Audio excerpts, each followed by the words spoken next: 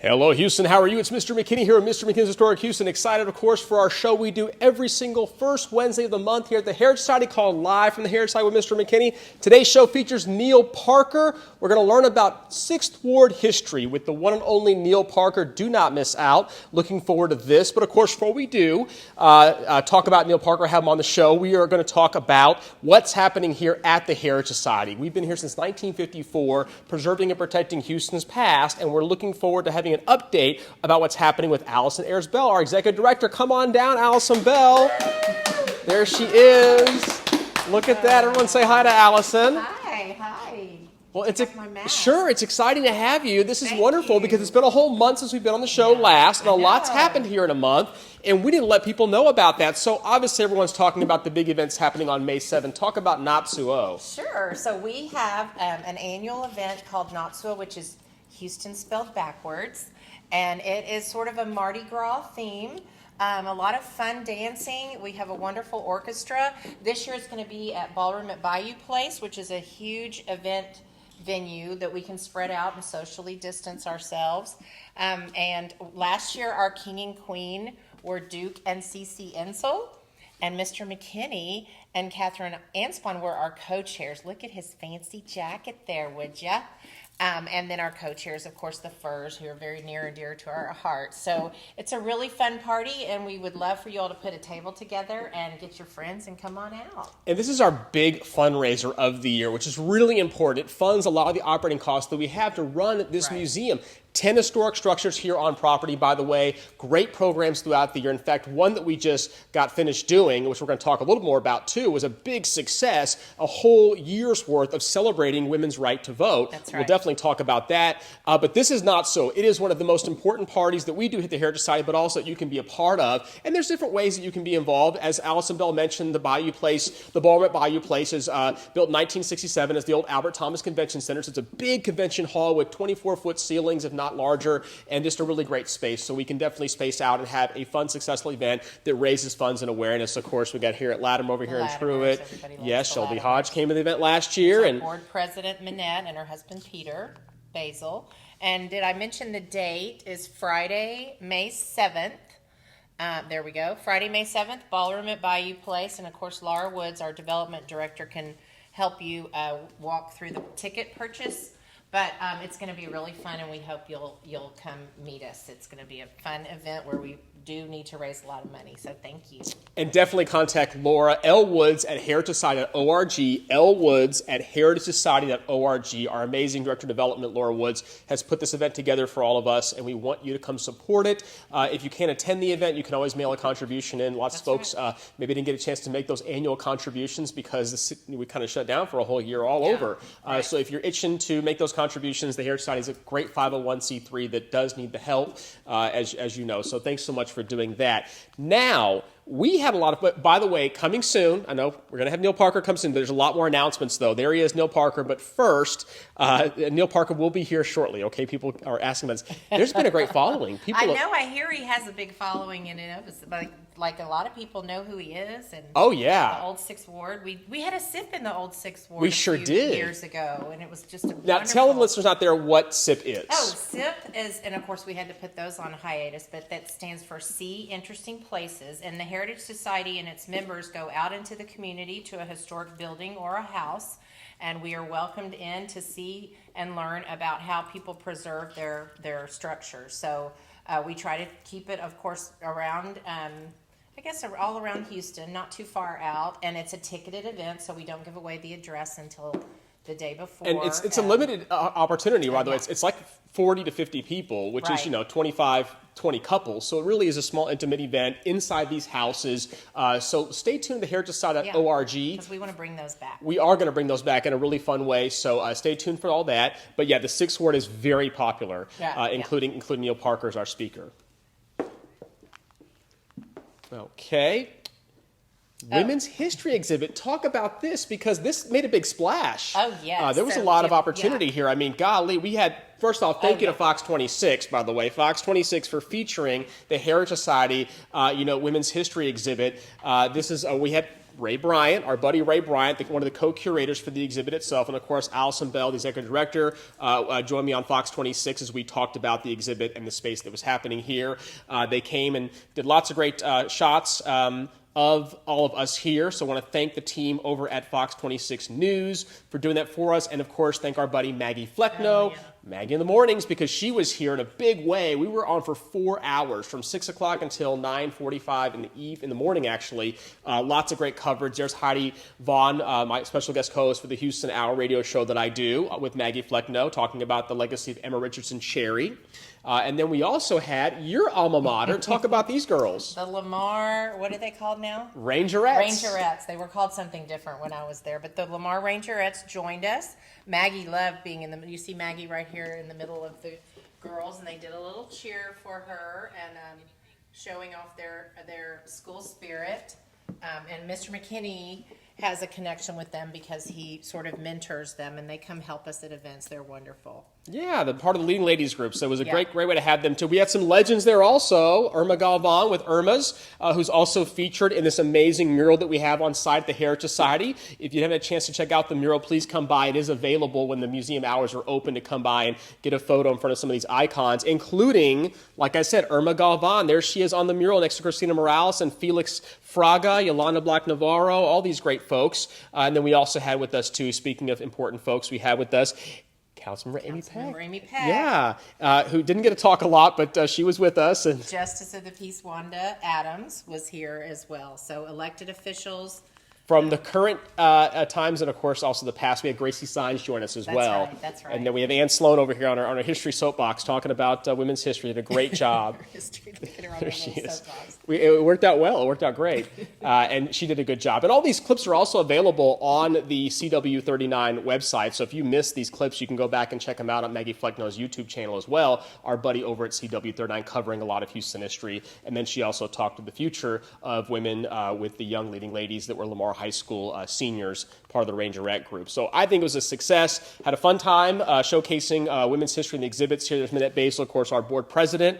And we want to enjoy and recommend going to our website, heritagesite.org, for more information about the women's history exhibit of the past. But you've got some big news, right? So, because it's been such a popular exhibit, we are leaving it up, extending its time for one more month, maybe possibly longer. So you still have some time. We are still offering private tours you can have with some of the curators, or you can just come on your own when the museum is open from 10 to 4 Wednesdays through Saturdays.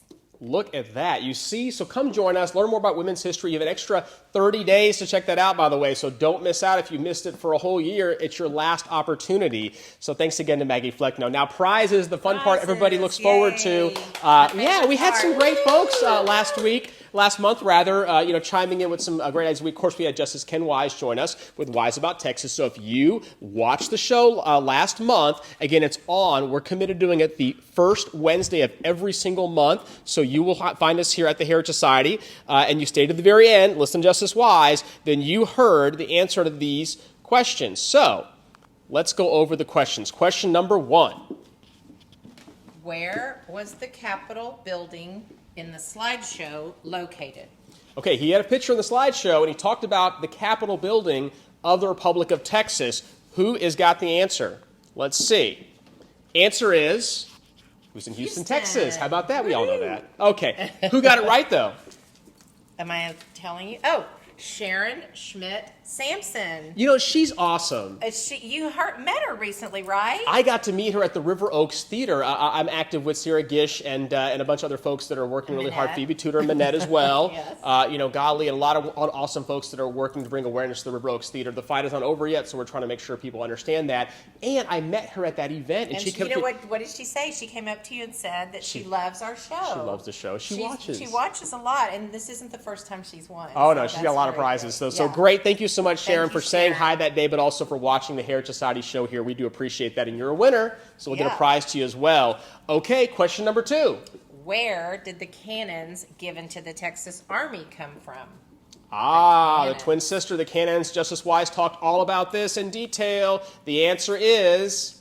Cincinnati, Ohio. Look at that, and who got it right? Let's see. Our winner, Dorothy Schultz Poole. A new winner. How about she's that? A new winner. Yeah, a new viewer, Yay. new winner. How about that? Well, thank you so much, Dorothy, for chiming in and answering these questions. And you can answer questions, too, towards the end of our program. As you all know, the last about 5 minutes or so, we have 5 questions that we ask, okay? All right, question number 3. Which 2 animals did Pamelia Mann loan to the Texas Army? I forgot how he pronounced it. He pronounced it both ways, actually. I think it's a potato kind of thing. But loan is the key word. So what is the answer? This is the one she famously fought him when they tried to take her. Yes, yeah, she's a tough frontier lady. Oxen. That's right. It was oxen. And the winner was, or is... Chris Conrad. Hey, Chris Conrad, you're one of life's winners. Yay. Thank you so much for answering the question correctly and for watching the show last month. Thank okay? You. All right. Question number 4. How long did the Battle of San Jacinto last? Look at this. Here's the answer. 18 minutes. That's it. Right. 18 minutes. 18 minutes. For such a famous battle. And the winner is? Who's our winner? Diane Barnett. Hey, Diane Barnett, you won a prize, so Allison Bell will have that prize the most. What should they do, by the way, to email you at abell? If they could email me at abell@heritagesociety.org, or you can call us and just say, hey, I'm a winner, and here's my address. 713-655-1912. Yeah. Or we sometimes we reach out to you on Facebook if we can find you. But if you can reach out to us, that would be better. There you go. Last and final question. Where were the first shots of the Texas Revolution fired? Here's the answer. Texas question. According to Justice Wise. Gonzales, Texas. And the winner is... Davy Crockett. Davy Crockett. Now, this is a real thing. Davy Crockett is what his name is on Facebook, and he's the one who got the question right, according to our Facebook timestamp. So he won. And according to Justice Wise, he is actually a judge himself. His real name is not Davy Crockett, but I will reach out to Justice Wise. He wants to remain anonymous. Well, probably in that profession, like a lot of times they do want to, yes. so no worries. But we will get Davy Crockett his prize through Justice Wise, who is also our awesome chair. Yes. He's our king. Our king, rather. Our king for this year's gala. Of course, Duke's our chair. You're right. Yeah. So we're looking forward to that. Well, thank you, Allison Bell, for joining us. Heritage Society Executive Director Allison Bell. You can reach out to her anytime. You'll see her different events that we have here at the Heritage Society. Become a member, right? A membership starts at what level? And then how can they get a hold of membership opportunities? Sure. Good question. We have a young collectors level that starts at $35. We have a $50 senior membership. Family dual membership is $80. Family membership is $100. So, and you get benefits. You get a discount in the gift shop. If you come to the SIPs, you get a discount for those, if we can have those again. So a lot of wonderful benefits, and we love our members. We always need more, especially young people. There you go. Thank you again, Allison Bell. All right, we're going to take it over to our stage, and we're going to get ready for our guest coming up. Of course, Neal Parker is going to be on the show a little bit later on. We still got a couple more things that we want to bring to your attention, fun things that are happening here at the Heritage Society. Looking forward to this. Okay, what do we have on the agenda? Let's check it out. We got to say thank you to Justice Wise one more time because he did a great job. Justice Ken Wise, Wise About Texas podcast. If you're not watching or listening to that show, you definitely should because that particular show, he drops a new podcast all the time, and you're going to learn a lot about Texas history, okay?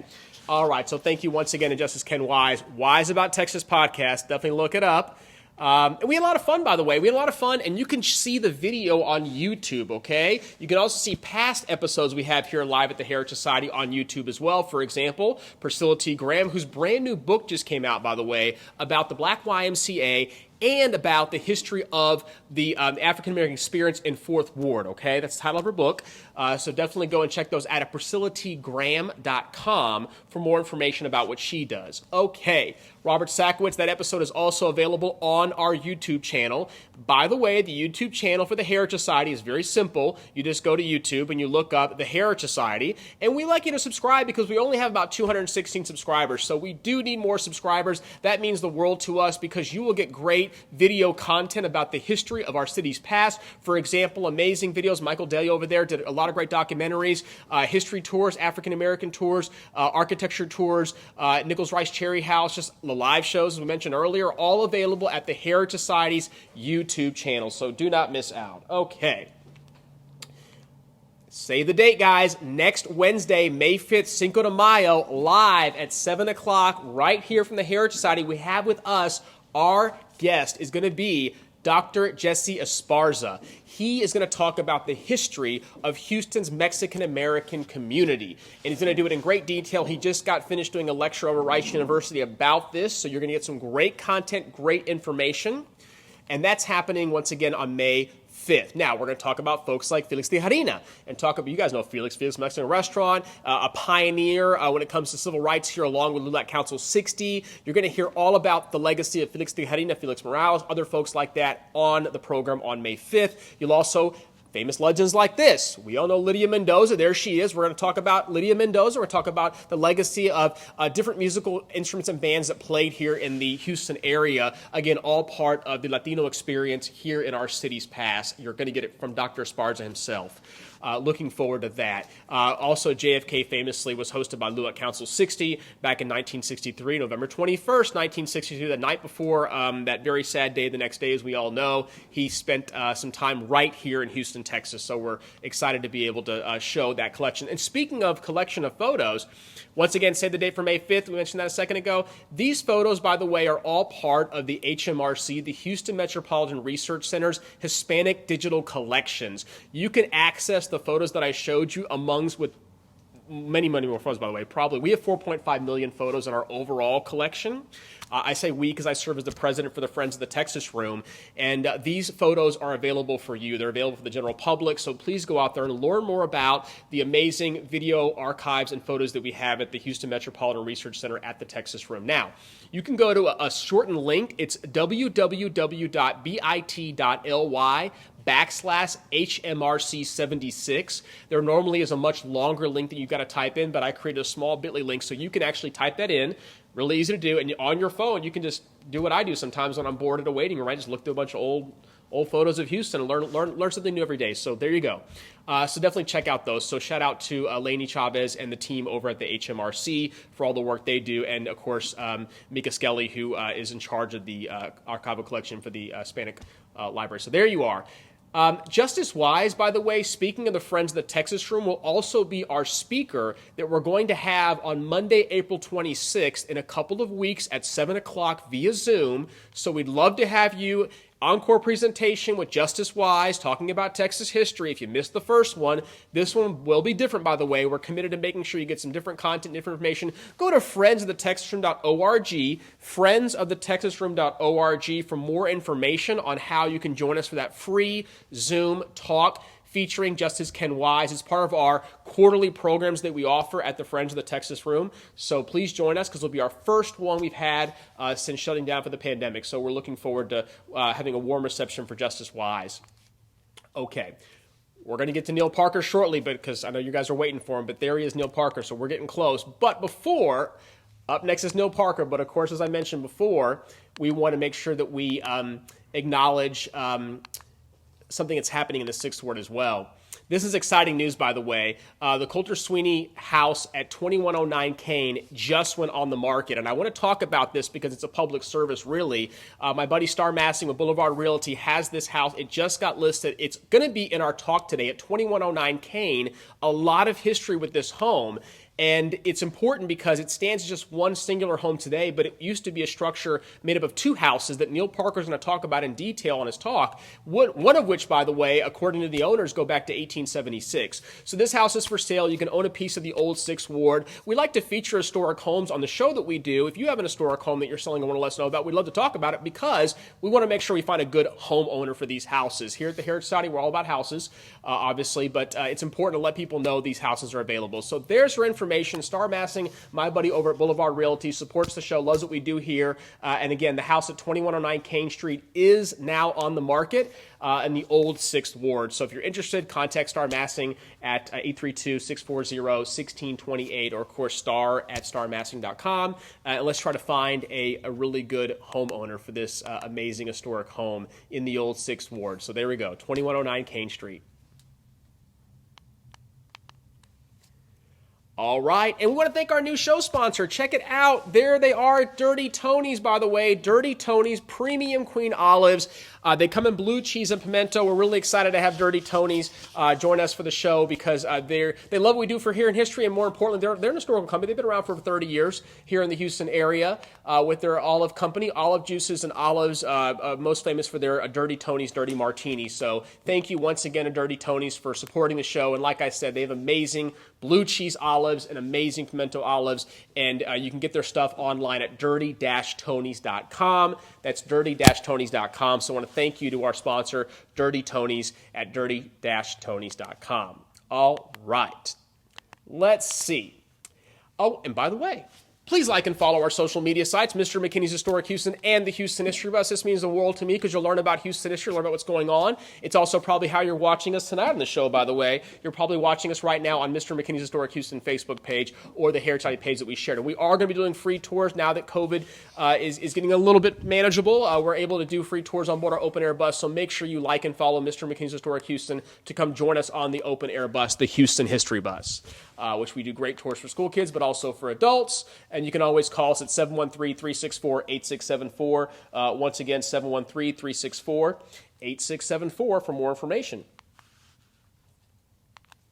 Okay, and there the information is again, too.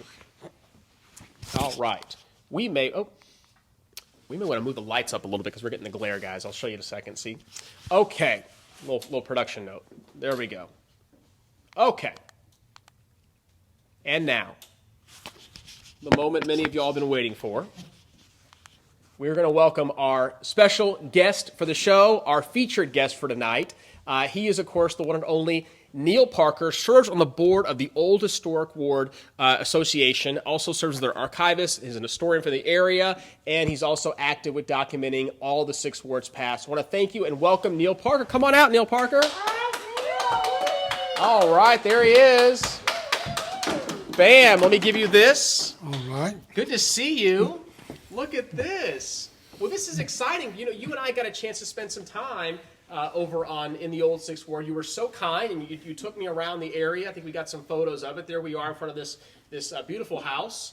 Tell us about the house. Well, that's my house. My house and I have been in the 6th Ward for only a short period. Well, we're relatively newcomers to the 6th Ward. We've been there since 2014. And the house has a great story because the house is historic, but it hasn't been in the 6th Ward since the 19th century. Talk about the house itself. I bought the house in the fall of 1977. It had been advertised in the newspaper as an antique house for sale. It was located at 415 Edgewood in the East End. I paid $9,250 for it. At the last minute, I was able to buy a lot in the West End, close to Washington and Shepherd. There was a burned house in the lot, so we demolished it. And then the house was moved onto that lot. So from the East End to the West End. By 2014, that area had been completely redeveloped. It was almost completely townhouses. So it was obvious to me that when I'm no longer alive, the property will fall into the hands of a developer and the house will be destroyed. So I bought a lot in the 6th Ward, which is a protected historical district, and in 2014, then the house was moved the second time. So, like I say, we are relatively newcomers. We've been there since 2014. The house was built in 1918, so it's just over 100 years old. Many of the houses in the 6th Ward were built in the 1890s, and a few of them were built as early as the 1870s. Well, and you have some show and tell items we're going to have you show us a little bit later on because I think it's really special that you brought some things, a little piece of the old 6th Ward, at least in memory. But this is neat. So I want us to first talk about the wards because people are often confused when you say wards. We don't have modern day wards. We call them something different. But talk about the wards. Well, a lot of people do know what the wards were, but a lot of people don't. Houston was incorporated in 1837. In 1840, the city was divided into 4 districts. The city council consisted of the mayor and 2 representatives from each district. They were called aldermen. And those 4 districts were the wards. They were defined by the intersection of Main Street and Congress Avenue. So that intersection, which you can see here in the red lines, that defines 4 quadrants numbered counterclockwise 1, 2, 3, and 4. Those were the original 4 wards in the city. And then in 1866, a 5th ward was created. All of the land north of Buffalo Bayou and east of White Oak and Little White Oak, that land was incorporated into the 5th ward. The 1st and 2nd wards were greatly reduced in size. Then by the middle of the 1880s, people who live in the 4th ward north of Buffalo Bayou had begun to differentiate themselves from people who live south of the bayou. The term 4th ward north was in common usage. And so in 1896, the 4th ward north became the 6th and last of the wards. Now, the 6th ward had a short lifespan because in 1905, the whole ward system was abandoned as a basis for city government. And after that point, the city council consisted of the mayor and 4 commissioners at large. But the ward names continued to be used to designate different parts of the city. So in this map, which is from 1920, you can see that the ward names are what are used to designate parts of the city. The greenish area, which is between Buffalo Bayou and that imaginary extension of Congress Avenue, that's the historical 6th ward, that triangular area. So that's the historical 6th ward. So one question you could ask is, well, what does the 6th ward mean today? In other words, if somebody says some event is going to take place in the 6th ward, what area of town do people think about? In this map, this is just a Google map, the meandering blue line is obviously Buffalo Bayou.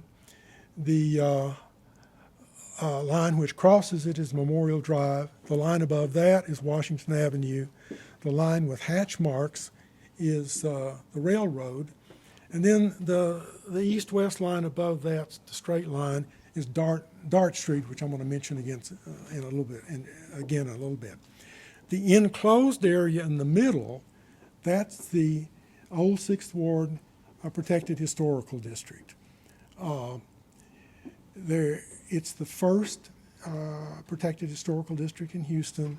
There are now 22 of those districts, and I live in the old 6th Ward Protected Historical District on Lubbock Street, and I've told you why I live there. Most of the historical district is in a subdivision of the city of Houston, which has the official name Baker W.R. NSBB. The NSBB is north side of Buffalo Bayou. Baker W.R. refers to William Robinson Baker. He was born in 1820 in New York. He came to Houston as a young man. For 16 years in the 1840s and 50s, he was the county clerk. He was mayor of Houston for 6 years in the 1880s. He was state senator for 1 term.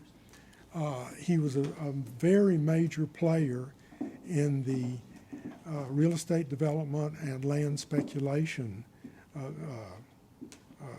business. And he was associated for many years with the Houston and Texas Central Railroad. He died in 1890. I have seen the inventory of his estate, and it's really amazing the amount of land that he owned. It's not only urban property in Houston, he owned land in many different counties, 640 acres there, 1,000 acres somewhere else. It's amazing the amount of land that he owned. He resides today in Glenwood. That's his tombstone. Lots of people who played an important role in Houston history are buried in Glenwood. One of the things I didn't point out in that map was that greenish blob that was in the map. Those are two large cemeteries that are west of the historical district, Glenwood and the Washington Cemetery. This next slide is the Hollingsworth map. In 1838, S.P. Hollingsworth was commissioned to survey land west of the original town site and also land north of Buffalo Bayou. And what you see here are long, narrow tracts of land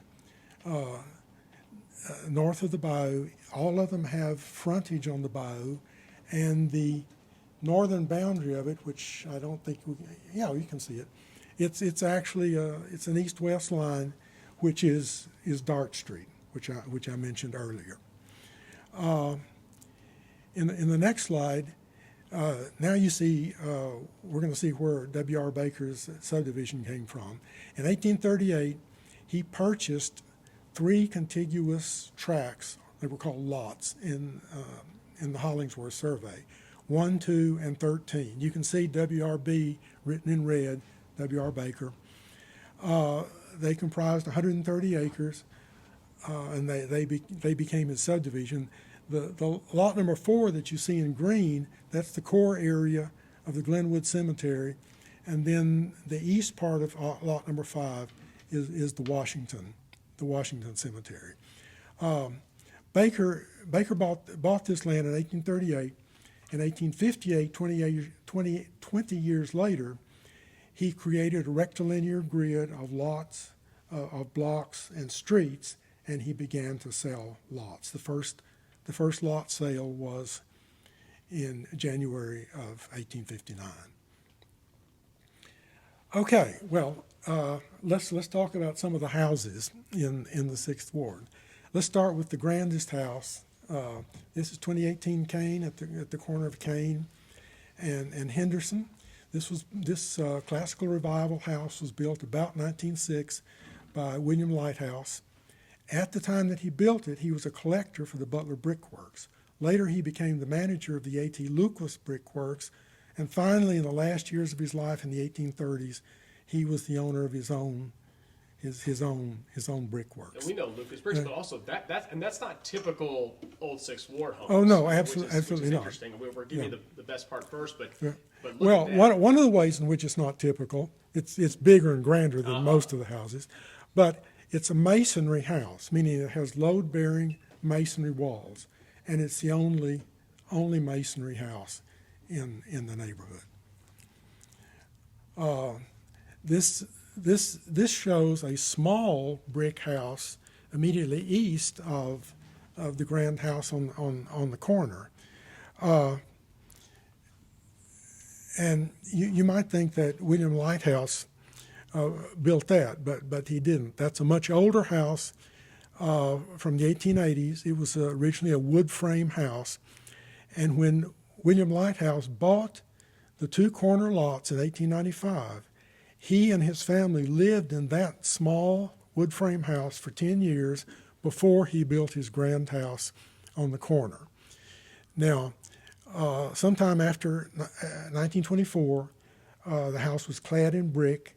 It became a brick veneer house. There are only 2 brick veneer houses in the neighborhood, and I'm sure that William Lighthouse did that. Oh wow!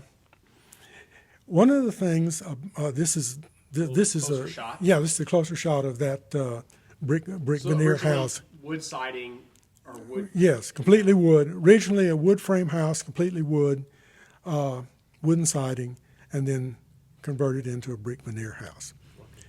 One of the things about the 19th century is that where people lived tended to depend more on where they worked, less on the social class of their neighbors than is the case today. And we can see this phenomenon in the block face that we've been talking about. Immediately east of these two houses that we've been talking about, there are three identical tenant houses that were built in 1893 by John P. Williams. We call them the Three Sisters. You can see these in the 1896. Oh, so there they are. These are three different sisters, but yeah. We went there. You and I went there. Yeah. Go back to the. Oh, sure, if you want. To the map. Oh, okay. You have a little pointer too, right? If you Yeah, need I've got a pointer. The Three Sisters are at 2014, 2012, and 2010 Kane. Now,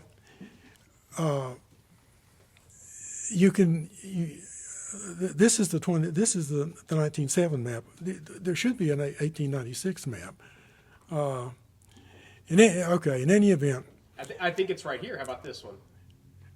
Yeah. Yes, that's the 1896 map. The Three Sisters built by John P. Williams. The draftsman. Okay, this is a Sanborn map. This is the 1896. Now, April Palmero says, "Did you say the Baker family still owns the homes?" Is her question. Oh no, they don't. They never owned them. Baker was a land speculator. I don't think he ever built anything. He bought land, subdivided it, and sold it as lots. And this is a good time to mention who's on the call with us. Joining us on the show, by the way, you might know some of these folks. Let's see. We have with us Jeannie Deal, our buddy Gene Deal over there. Mario's on too. Patricia Martinez is on. Diane Walker is on with the show. Let's see. Judy Butnick. Sandra Lord, our buddy Sandra Lord is tuning in. Our buddy Sandra Lord been on the show before too. Charles Jason Lewis is on. Let's see. Randall Price. David is on. Karen Hayes. All these buddies are on. These are great. John Burno. He's on too. That's good. Let's see. Susan Stressel, Sue Page. I mean, lots of Adam Smith. You might know Kim Kressenberg.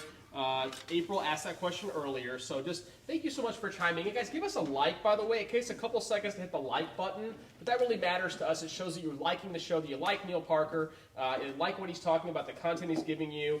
Cecilia's on too. Let's see who else. Lots of great folks. So thank you so much for joining us, and like I said, hit the like button or the heart button while you're watching the show, just to show us that you like the show, but also what it does is it puts us in your algorithms to where people can also see that you're watching us. Maybe they'll tune in too. One of the things that I didn't mention about Baker is that he is unrelated to the famous Baker family of the Baker Botts law firm. Correct. Captain Baker too, the whole family, Rice University too, connection as well. So there you go. Secretary of State J.J. Baker. Let's keep going. Now, well, okay.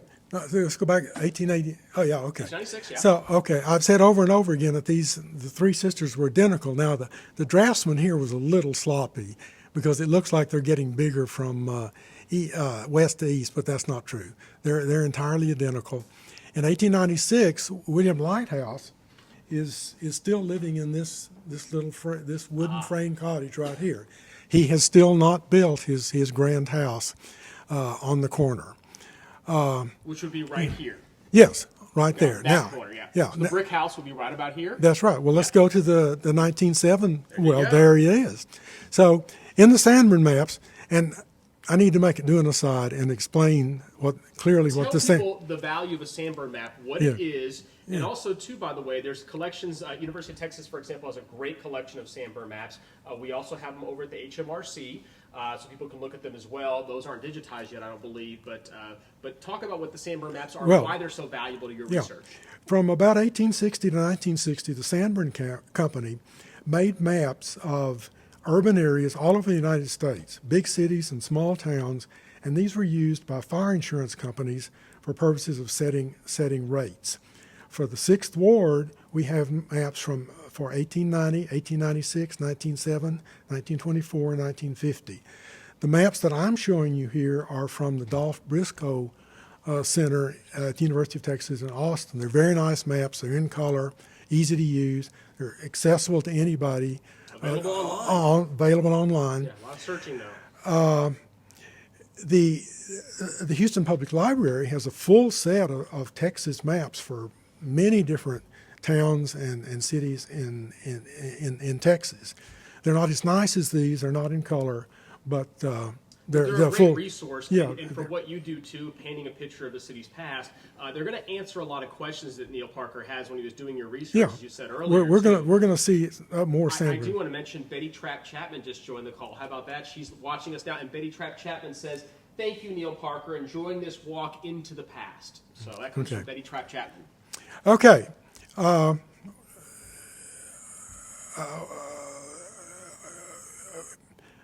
Okay. Should we go backwards or what? Well, I was going to point out something the about map? yeah. Let's go back to go the back to that. 1907 map. Okay. The 2016 house. You see the porch right all the way across the front. Every house in the 19th century had a porch, and the 2016 where William Lighthouse lived for 10 years had a porch all the way across the front. You can see that it's got a rear extension on the east side that makes the whole house L-shaped, yeah. and that gives rise to the phrase L-wing. That's an L-wing cottage. And you can see that each of the sisters had a porch in the front as well, and also a service porch. Almost every house had a service porch somewhere in the back. The three sisters have a service porch on the east side. We're seeing right here. Right. Yes. You could put your wash tubs there. You could put your ice box there if you had one. Very, very useful. So the guy with the ice would come and not have to bother you. Just Yeah. plop it right in. There you go. Yeah. Let's continue to talk about some more houses that we okay. have in the old Sixth Ward, 'cause I don't want us to run out of time. Okay. But maybe one Okay. last So comment about Three Sisters if you need to. okay. Well, we'll just go This is 2014, and on the west, almost identical house. I will Look at point that. out. Point that out with your. Well, the gable ornament and the window in the gable are identical to the other one. They're identical in the three houses. Except. And one of the things about these porches, the porches are on the southeast corner. If a house was located on the north side of the street and the porch was the corner of the house, then the porch will almost always be on the southeast corner rather than the southwest corner to catch the prevailing breeze from the southeast. Now this is 2010, and sometime before 1924, the owner expanded the porch so that it now covers almost all But the you whole can still tell front the of the Three house. Sisters. Yeah, And it's a great story. and these were very small. These were about 600 square And feet tell folks who built Three apiece. Sisters again. John P. Williams, P. Williams. 1993, and almost 1993. during the 106 years between 1893 and 1999, almost all during that entire period of time, these had the same owner and they were tenant property. Wow. They were rental property. Now they now have three separate owners. Two are owner occupied. One is still rental property. Rental property. 2003 King Street. So this is an example of what many preservationists consider to be best practices. There's a large addition in the back, and almost all of the houses in the Sixth Ward have been added onto. That includes the Three Sisters. But this large addition is connected to the original house by a corridor or breezeway, and that causes it to have minimal impact on the structure of the original house. And the next slide is the front of the same house.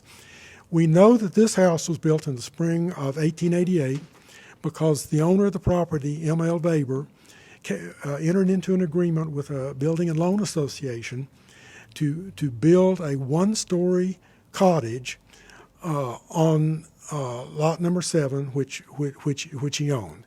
The building and loan association agreed to provide $800 labor and materials, and M.L. Weber agreed to superintend the construction, so that the building association wouldn't have to bother with that. So I think he got a very nice house for $800. And then this is just a detailed, more detailed picture of the front porch. Can you see that, guys? Can y'all maybe zoom in a little bit? Look at that. I particularly like the turned columns and the gingerbread on this house, which are characteristic features of the folk Victorian style. The three sisters were also folk Victorian. I'm assuming that the front door and the transom above it are original.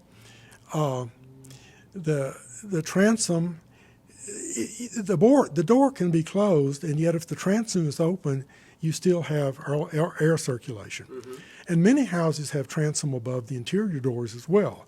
So you can close the door for privacy, but you still have air circulation through the house. Talk about 2111 Kane Street. Well, we call this the Mary Kay house. It's a famous house. It's a famous house. There's only one famous. I'm disappointed it's not pink.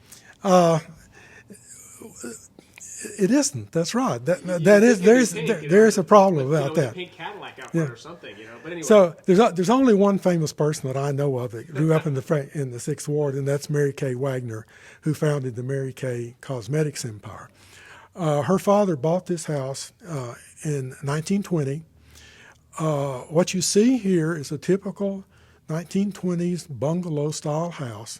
It's built around an earlier house, which has now become invisible. The large addition in the back was done in about 2006. Now, one of the things that is atypical about this house is I think there's go to the next one, you see it more clearly.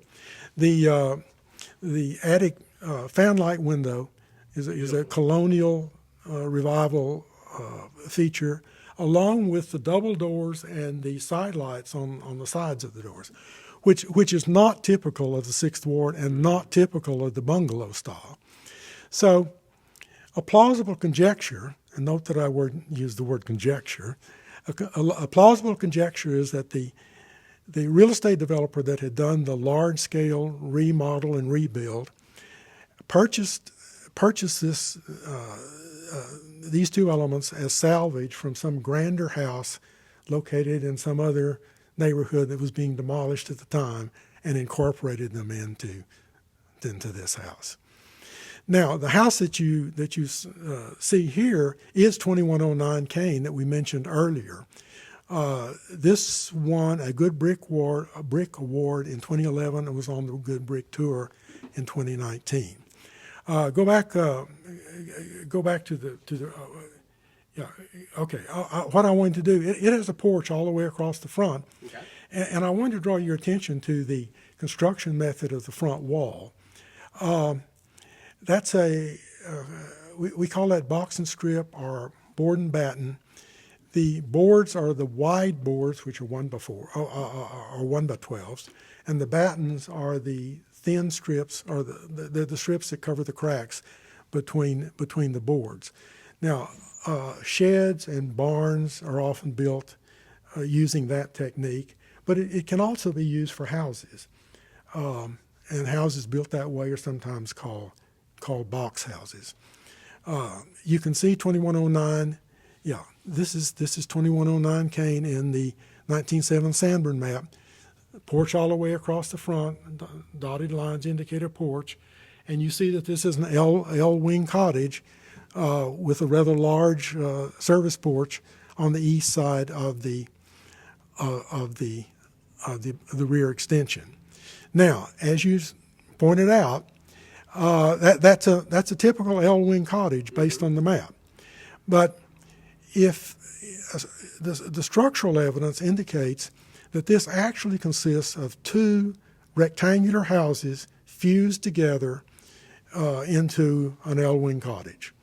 So the question would arise, well, where do these houses come from? This is what we know.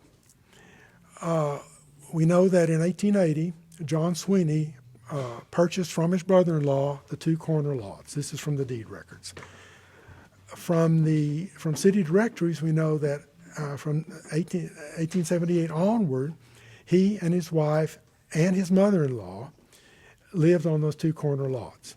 In 1889, he purchased another lot west of these two lots. And then from the Harris County contract records, we know that in 1892, he contracted to build a large two-story house on the corner lot. He spent $2,095, which was more than most two-story houses cost, so it was probably a pretty grand house. And we can see this in the next slide, if we go to the next slide. And by the way, that's the house we talked about earlier at 2109 Kane Street. So just letting you guys know. Yeah, There it is. we're about to tell you where we think it came from. So here's 2109 again. And then this is John Sweeney's grand two-story house with the wraparound porch. This is a stable. The big X indicates a stable. This little X indicates a wood shingle roof, and this 0 right here indicates a sheet metal roof on the porch. You can see that this house occupies mostly the corner lot, but also to some degree the interior lot. So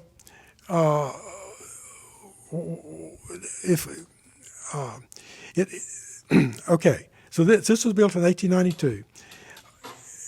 John Sweeney had a good job. He was the manager of an oil mill, but he may have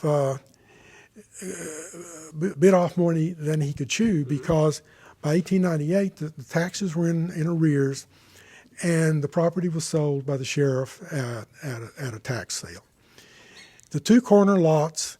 Let's go back, because we're not quite here yet. We're running out of time, so what we want to do is we want to get through some more houses before. Okay. Because we're getting close to being out of time, so I want to make sure. Okay. So I'll let you finish at that point. Okay. So well, in 1911, the two corner lots were bought by Ed Sachs. He had a business selling coal and firewood. And sometime before 1924, and if we have a comparison of the 1924 and 1907 maps, you can see that he picked up, this is it, he picked up the two-story house and moved it about 40 feet westward when people do this, it's usually to free up space for something else. Correct. We know what that was. Yes. Which is this structure here. Yes. Talk a little bit about this. This is a landmark in the neighborhood now. It's a gem. And so we don't run out of time. I want you to talk about Henderson and Kane a little bit. So Ed Sachs didn't do anything. Mm-hmm. He moved this house, but he didn't do anything. It was not until 1940 when... This spot right here we're talking about. Yeah. It was not until 1940, after he sold the property, when a grocery store was built here. Lawrence Scardino built a grocery store which he called Scardino's Food Shop. He lived behind the grocery store in the area where you see the mural at this time. Now, you may think, you see that two-story house in the background? Now, you may think that that's John Sweeney's grand house, but you would be mistaken. It met a sad end. In the early morning hours of August the 25th, 1956, a fire broke out in the downstairs kitchen. The house was soon engulfed in flames. All in all, 6 people died, including a woman that worked as a waitress in a bar on Washington Avenue, and her 4 children.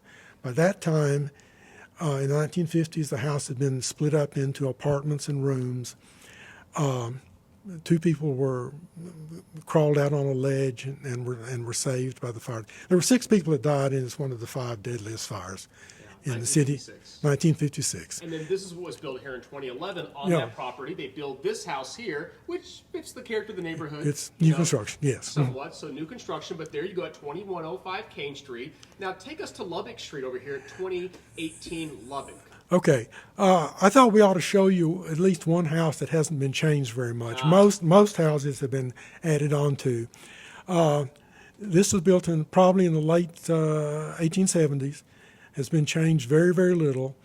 I have been told that the porch was rebuilt about 30 years ago by a previous owner who was a professional carpenter. It's an exact replica of the original porch. The frieze board you see up there with the pattern cut in it with the jigsaw. That is typical of German immigrants. And then in the next slide you can see this. Yes, that's the service porch. Very few houses still have an intact service porch. Because they've been mostly screened in. They've been mostly utilized as laundry space. Well, they've been incorporated into the house, typically speaking.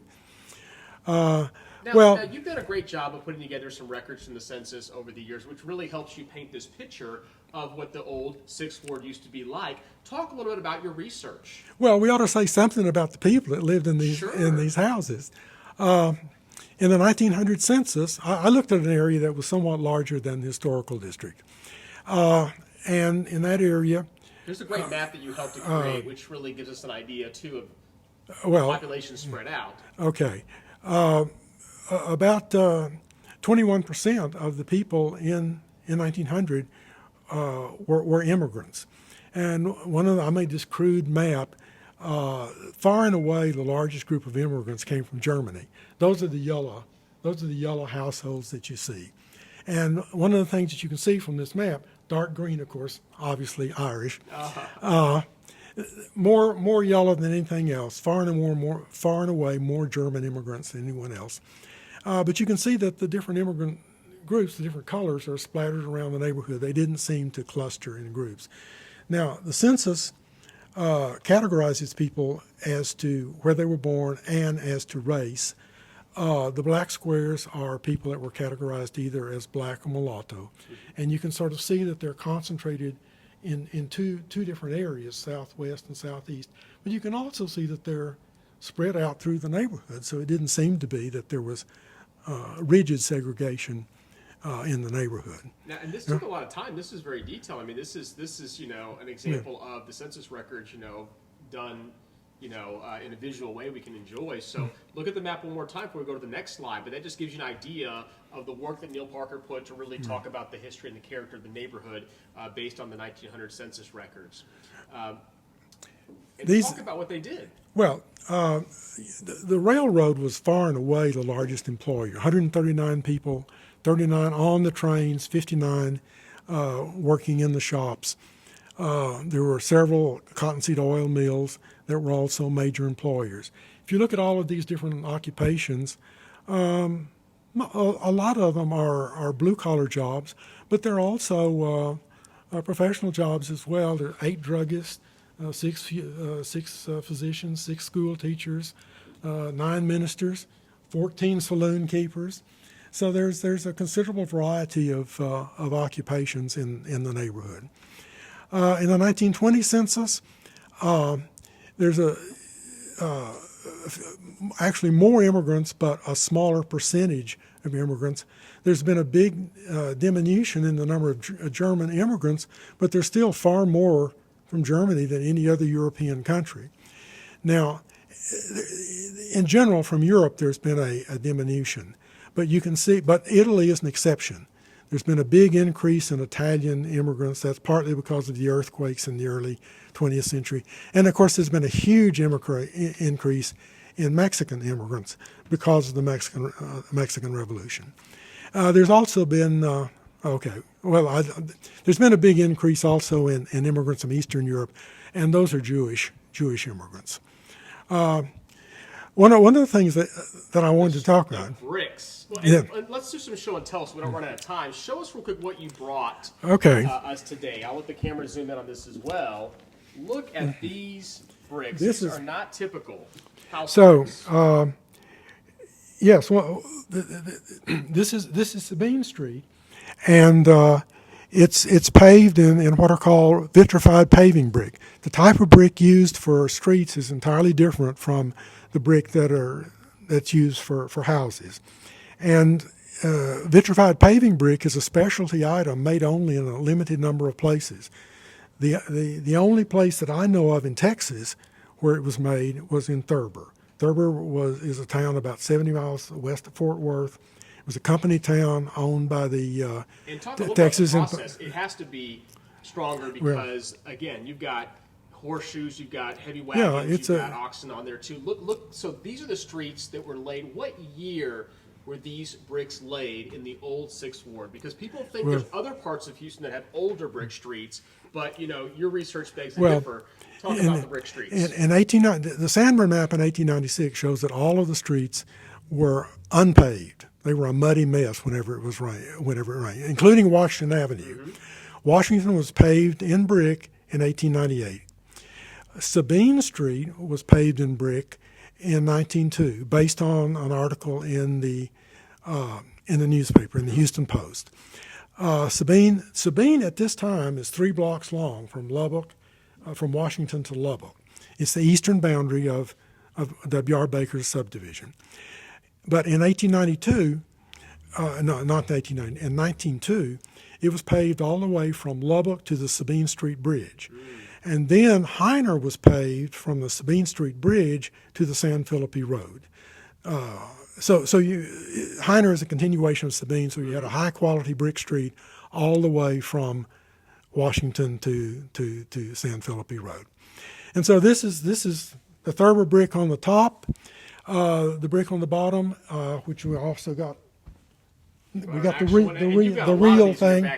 The real thing. Look at that. Now don't drop it. I won't. Oh, look at that. Oh, this is a workout. This is great. So this is the on the top. You can see Coffeyville with a few letters missing. VIT B&T stands for Vitrified Brick and Tile, and this is made by the Coffeyville Vitreous Brick and Tile Company in Coffeyville, Kansas. Look at that. You've got a copy right there. Oh, there's You've got a whole pile of them too. Yeah, I've got some from there. Now this is just a plain building brick. But it's made got a in great stamp on it, though. Well, there were lots of brickyards in Houston and in Harris County, numerous brickyards. But as far as I know, none of them made vitrified paving brick. And there are only 6 uncovered brick paved streets in Houston now. I say uncovered because in many cases, brick streets were repaved by covering them with asphalt. Yes. And Sabine. Patch-up repairs. So there are certain streets in Houston that might be older than the ones that are exposed in Sabine, but that is the oldest exposed. It's the oldest exposed. Yeah. We see brick streets Now, throughout Houston. far and away, the longest brick streets in Houston are Andrews and Wilson in the 4th Ward. Those were paved in brick with vitrified paving brick in 1914 by the Eureka Paving Company under contract with the city of Houston. The city paid part, the street railway paid part, and property owners on both sides of the street paid part of the cost. Those are mostly Coffeyvilles. In fact, all of these here going this direction are Coffeyvilles, and these are Thurbers. Thurbers are slightly smaller brick. Look at that. Yeah. There you go. And this is before 1965. This is the street. This is the intersection of Kane and Sabine today.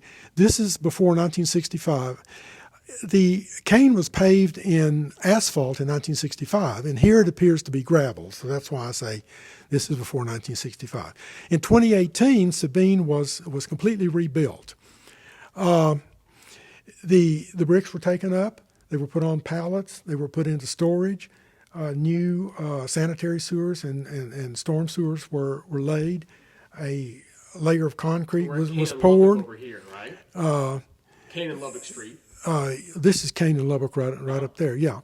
And then sand was put on top of the concrete, and then the brick were relayed in the. And so this cosmetic. This is just south of Washington, and the original brick are now being relayed in sand. And these the curbs are original. Yes, these are original, and this is not concrete.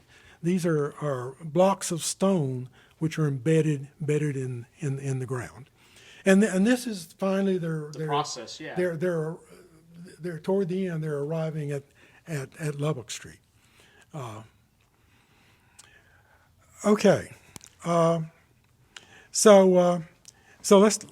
let's talk about the train stations. Okay, because the train was the bread and butter for the community. Yeah. People made their money from the train on both in a variety of areas, working for the train companies. Now we have to admit that the train stations were not in the 6th Ward. Correct. They were in the 1st Ward.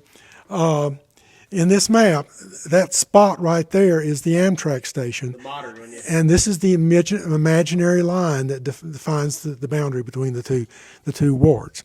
And this line with the hatch marks, of course, is that's the Houston and Texas Central Railroad. Those tracks were laid down in 1856. And so if you're familiar with this area, you know that Washington Avenue comes to an abrupt end in the parking lot of the Amtrak station. This blue spot is the Amtrak station. This is where Washington comes to an end.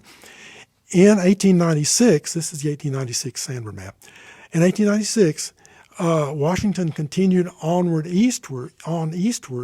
If you were going to downtown, you would turn right here on 5th Street, which no longer exists. There's a iron bridge that takes you to Franklin. A wooden bridge takes you to Louisiana. The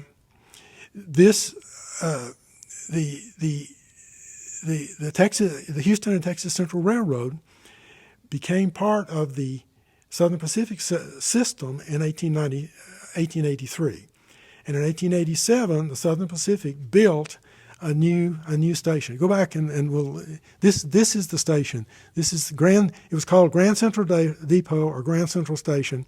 And although we're not going to talk about it, we really ought to point out this whole big complex of buildings east of 5th Street, that is the Houston Ice and Brewing Company, or the Magnolia Brewing Company, which is a story in itself. Okay, so this is a photograph of the train station.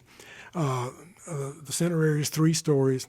One of the things that you can see here is that the main entrance to the train station exits right onto the sidewalk. Mm-hmm. And this is another photograph of the Grand Central Depot, Grand Central Station. Behind the depot. And those are the train sheds, so that if it's raining and you're waiting for the train, you won't get wet because you'll be underneath the sheds.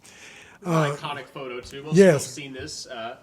And this of course is the train station. That's the Houston Ice and Brewing Company. What I like is you have some of the hotels too. Well, we're gonna come back to this one. The hotels from this angle. So keep going. So in the early 20th century, many people traveled by train. So building hotels near train stations was a very logical thing to do. And so here you see 2 hotels right across the street from the train station. This is 7th Street, this little short street leading down to the bayou. This is the Lawler Hotel, and this is the Grand Central Hotel. And then the next... And I want to point out, this is John Finnegan and Company Hides and Wool. I know Betty Trapp Chapman, who loves Annette Finnegan, who was recently, featured in our Women's History exhibit that Betty Trapp Chapman was a part of. But this is his tannery, and that'll come into the story a little bit later on because he also owned another hotel, starting with the B, that's pretty famous in the area. So I'll let you continue. So this is the Lawler Hotel on the west side of 7th Street. I assume that the office that's really the reception area. You can see there's a large area on the corner for the bar. The dining room's on the opposite side of the reception area. This greenish thing is an elevator, so very upscale. This 2-story appendage right here, this is the kitchen and the servants' dining room.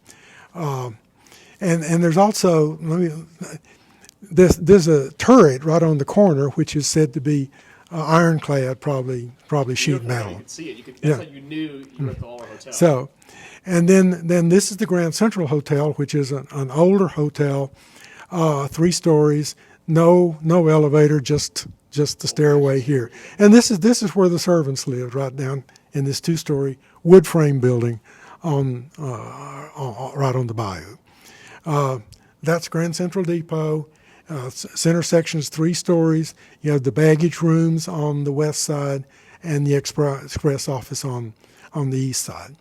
And now back to this. Okay, now I wanted to come back to this because now that we've mentioned that the Lawler Hotel had a turret, this building right here is the Lawler Hotel, the building behind it is the Grand Central Hotel, and then the gap between them is 7th Street. So that's 1896. If we go to 1907, go to 19. Okay, so Grand Central Depot is just like it was, and you can see the train sheds are right there. But what's across the street is entirely different. This is the Brazos Hotel, one large hotel across the street. And you go to the next slide. It's this right here. We're talking about the Brazos Hotel, which is a very, very famous hotel. And Washington Avenue is now brick paved. The standard map indicates that. So this is the Hotel Brazos. It's a 4-story building. This is the 4 right there. This is the reception area. This is bar and billiards. This is the barber shop. This is the cafe. This is marked lunch. And then there's a 3-story annex to the east. So the question is, what happened? I mean, were those the old hotels demolished so that we could build a brand new hotel? The answer is no. What actually happened was go back and okay. What happened was a 4-story building was built across 7th Street. This is where 7th Street was. It was connected on the west to the old Lawler Hotel, connected on the east to the Grand Central Hotel. The whole thing was fused together into one hotel, and that happened in 1902. Yeah. And you can see very clearly that the 3-story annex, the old Grand Central Hotel, is different from the other part. And a side view of it as well, and then the Brazos Hotel on that side as well. And then Finnegan used to own her family owned it as well. So this is the lobby. Very nice tile floor. I assume that the wainscoting is white marble. That area in the back is the ladies' parlor. This is the dining room. This is the grill. The grill room. That may be the area that was marked lunch.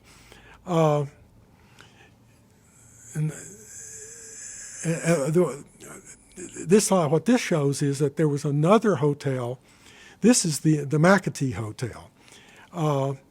And the next slide this is from a postcard, shows the 5-story McAtee Hotel, which I believe opened up in 1907. Mm-hmm. And here you can see the streetcar also.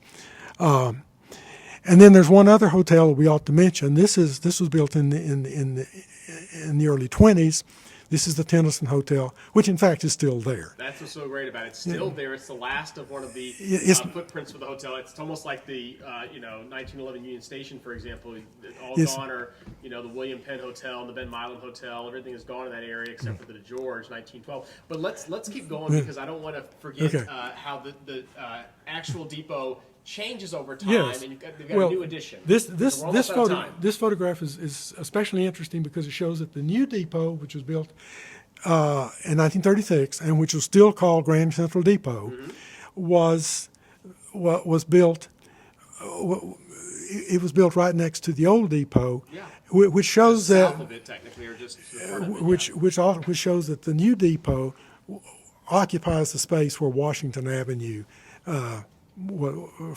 used to be. There, So Washington ceased to be a through street in 1934, and this is the new station.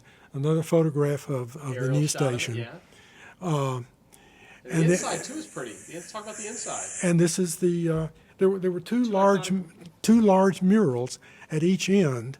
This is Sam Houston entering the town, the new town, in 1837.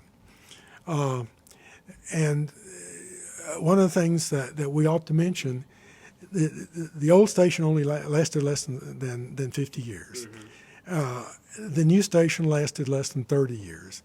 And it was demolished in about 1959 to build the new post office, which no longer functions as a post office, but it's good. It's still there. Kirby Lou and Frank Lou, Love It commercial that are keeping it going. But now's the part of the show we ask the 5 questions for those awesome folks that stayed with us to the very end.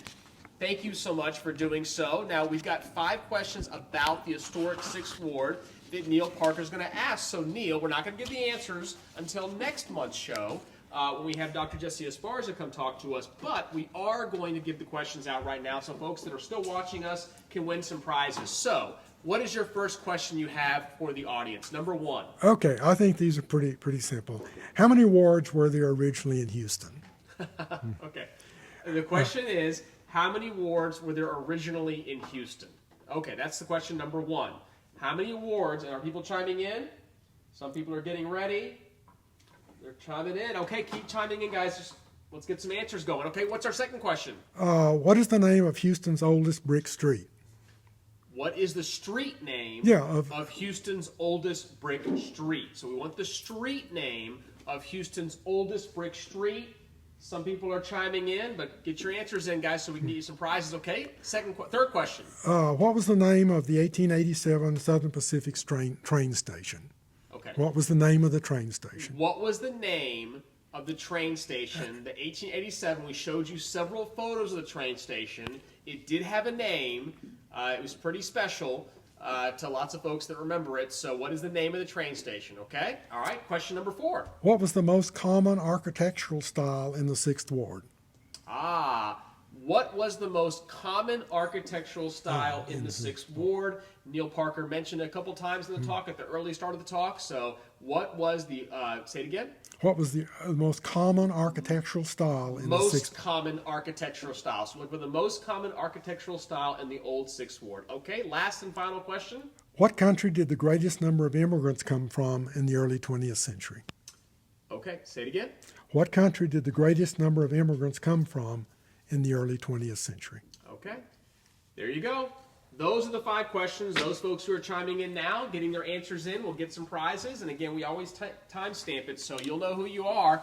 Well, thank you again to Neal Parker for joining us, giving us a lot of his knowledge. We do appreciate it. It was an absolute pleasure, for sharing everything he knows about the 6th Ward and then some. And I do want to remind you, by the way, Mike Acosta is going to be on the Houston Hour, the show that I do every single Thursday at 3 o'clock on 90.1 FM with Heidi Vaughn, my special guest co-host, talking about early Astros history, baseball history, 3 o'clock on 90.1 KPFT tomorrow. You'll be just like a kid in a candy shop if you love the Astros history as much as I do. So there you go. He'll talk about Busch Stadium, he'll talk about the Astrodome, he'll talk about the legacy of Roy Hofflines and all the guys, Ari Bob Smith and George Kersey and Craig Cullen, all the guys that put it together and then some.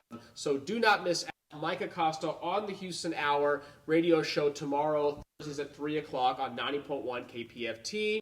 What else do we have for announcements? Lastly, a big thank you, by the way, Dirty Tony's. Dirty Tony's Premium Queen Olives, there they are. Oh, we got a gift for you. I got 2 gifts for you, Neal Parker. One of them is Sandra Lord's newest book, Ghosts of Houston's Market Square, signed by Sandra Lord. This is a gift from us to you. Thank you very much. Here, there you go. And then we've also got, of course, Dirty Tony's olives. You lucky you. Look at you. There you go. You get some olives. There you go. So Neal Parker joining us on the live show. Thank you so much for doing that. Thank you for tuning in. And thank you, of course, to Dirty Tony's. Thanks to Alana and Isaac and Kian and Adrian and Kyle and, of course, Allison Ayers-Bell and Minette Basil, our board president, for joining us today or for at least supporting what we do here on the live show. Save the date once again, May 5th. Dr. Jesse Esparza is going to be joining us on the show talking about the history of the Hispanic community here in Houston. Lastly, good night. Thanks for joining us again, and we'll see you next month. Take care.